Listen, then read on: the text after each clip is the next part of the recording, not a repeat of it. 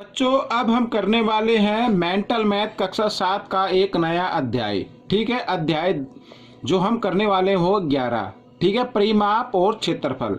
अब इस अध्याय को करने के लिए बच्चों ये तो वैसे बहुत ही ज़्यादा इम्पोर्टेंट है, क्योंकि 6 क्लास में 7th में 8 9th 10th तक ये होता है।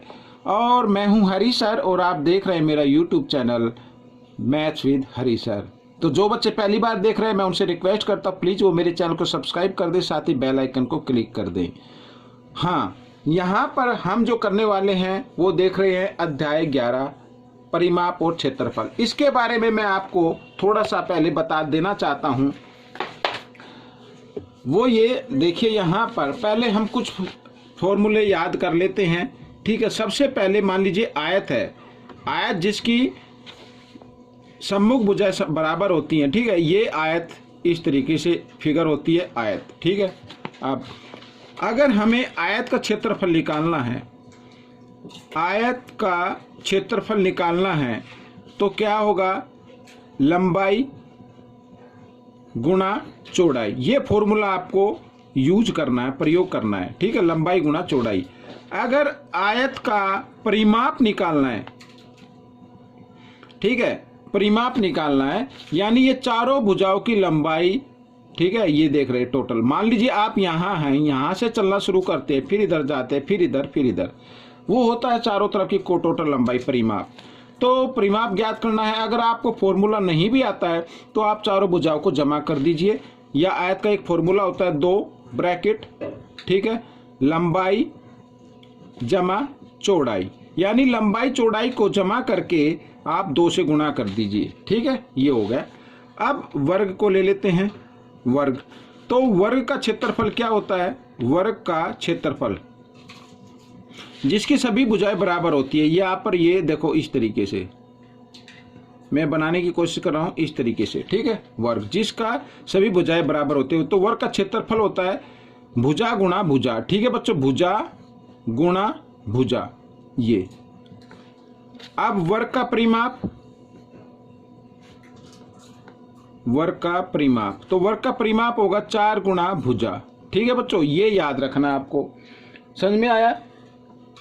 अब हम यहां पर एक चीज और करने वाले हैं, वो ये है कि एक वर्ग होता है और एक होता है समांतर चतुर्भुज। ठीक है, तो यहां पर ये मैं लिख लेता हूं, समांतर चतुर्भुज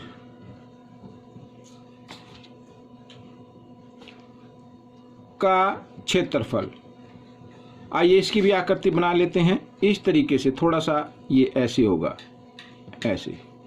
ठीक है, और यहाँ पर ये ऊंचाई मानी जाती है, ये वाली। ठीक है, तो इसका क्षेत्रफल क्या होगा, यहाँ पर क्या होगा, तो आधार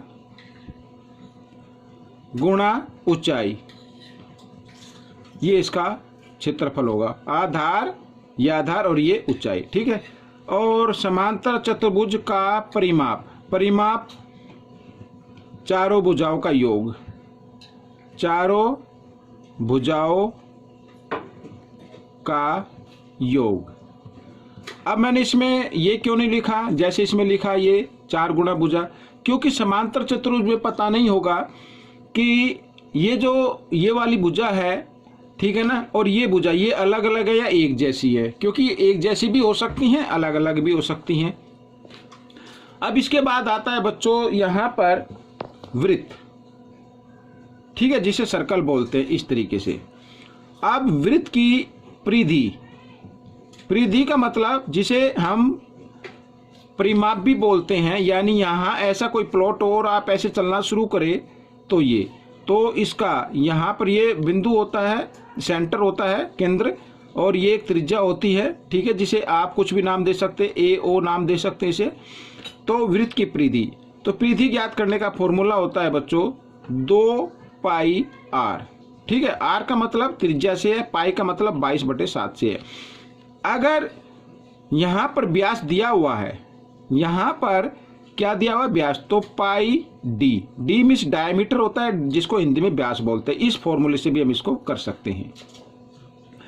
अब वृत्त का क्षेत्रफल ये और देख लेते हैं। वृत्त का क्षेत्रफल फॉर्मूला क्या होगा, पाई आर स्क्वायर। इस फॉर्मूले से हम इसको कर सकते हैं बच्चों। तो ऐसे कुछ फॉर्मूले हैं जिसका यूज कर कर हम इस क्वेश्चन को सॉल्व करेंगे। परिमाप, ठीक है। एक त्रिभुज आता है, त्रिभुज का परिमाप, ये भी कर लेते हैं परिमाप, ठीक है। त्रिभुज का परिमाप तो तीनों भुजाओं का योग, मैं तो ये लिख देता हूं, तीनों भुजाओं का योग। तीनों भुजाओं को जमा कर दिए, त्रिभुज का परिमाप आ जाएगा। त्रिभुज का क्षेत्रफल, त्रिभुज का क्षेत्रफल तो बच्चों वो होता है, देखिए त्रिभुज इस तरीके से, ये त्रिभुज हो गया, ये आधार हो गया। अगर इसमें बीच में ये ऊंचाई दी हुई है, ठीक है, तो क्या होगा 1/2 आधार गुणा ऊंचाई, ये वाला, ठीक है, इस तरीके से। अगर त्रिभुज क्या है, समबाहु है, तो लिख देता हूं समबाहु त्रिभुज का क्षेत्रफल, तो वो होगा बच्चों वर्गमूल 3/4 और यहां पर भुजा का वर्ग, इस तरीके से, ठीक है। ये हो गया त्रिभुज का। तो बच्चों और देख लेते हैं, और यहां पर अगर आगे इसके अलावा और कुछ आता है, ठीक है, और कोई भी फिगर आती है तो उसका साथ साथ मैं आपको एक्सप्लेन करूंगा। तो सबसे पहले आपको ये फॉर्मूले याद होने चाहिए ताकि हम कोई भी क्वेश्चन सोल्व करें, हल करें तो कोई दिक्कत ना आए, ठीक है। मिलते हैं अब हम पहले प्रश्न पर, तब तक के लिए आप प्रैक्टिस करते रहे, सूत्र को याद करते रहें।